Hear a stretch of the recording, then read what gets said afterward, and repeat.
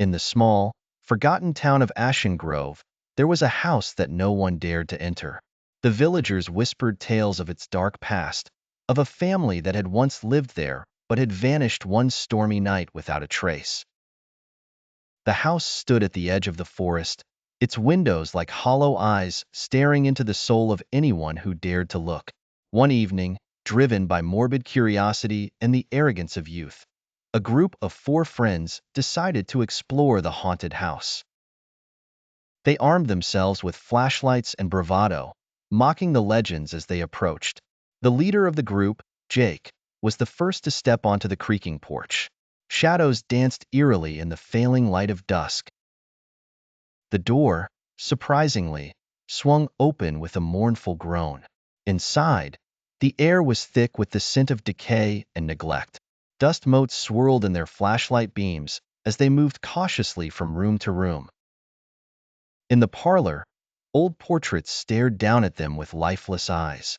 "This is lame," scoffed Barry, trying to disguise his unease. "There's nothing here." Suddenly, a cold draft blew through the room, extinguishing their flashlights. Darkness enveloped them. Panicked, they fumbled to turn their lights back on. When they succeeded, they found themselves standing in a completely different room, one they hadn't entered before. This room was colder, and the shadows seemed thicker, almost alive. In the center of the room was an old, wooden rocking chair, slowly rocking back and forth. "Did someone push that?" Jenny whispered, fear creeping into her voice. "I didn't touch it," answered Mike, his voice quivering. As they huddled together, a soft, malicious whisper filled the room. "Get out!" The friends spun around, their flashlights darting across the walls. But there was no one there. "Let's go," Jake said, his bravado gone. They turned to leave, but the door was no longer where it had been.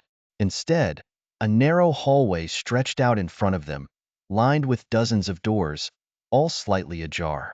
Each door seemed to whisper their names as they passed, luring them to open it. Desperation set in as they tried door after door, each one leading them further into the labyrinthine house. The walls appeared to shift and morph, trapping them in an endless maze. At the end of the hallway, they found themselves in the parlor again. But this time, the portraits on the walls had changed. The eyes of the family members were now bleeding black tears, their mouths twisted into silent screams. "We need to get out of here," Barry shouted, his voice echoing through the eerie silence. The whispering grew louder, more insistent. "Join us." Suddenly, the floor beneath them gave way, sending them plummeting into darkness. They landed hard, dazed but uninjured. As they stood, they realized they were in a basement. The walls were covered in strange, archaic symbols that pulsed with a sickly, green light.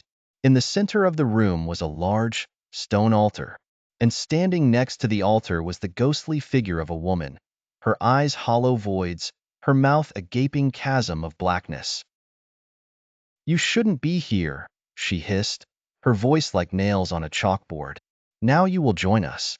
One by one, the friends felt an icy grip on their hearts.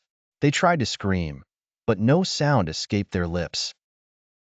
Their bodies were paralyzed, their minds filled with the whispers of the damned. The last thing they saw was the woman approaching, her hollow eyes filled with malevolent glee. The house in Ashen Grove still stands, silent and foreboding. And on stormy nights, if you listen closely, you can hear the whispers of the ones who never left, calling for more souls to join their eternal torment.